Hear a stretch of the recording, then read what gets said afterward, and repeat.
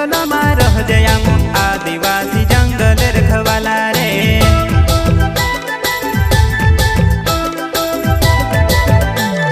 चल जंगल जमीन काज पूजे रे आदिवासी दुनिया ने रखवाला रे।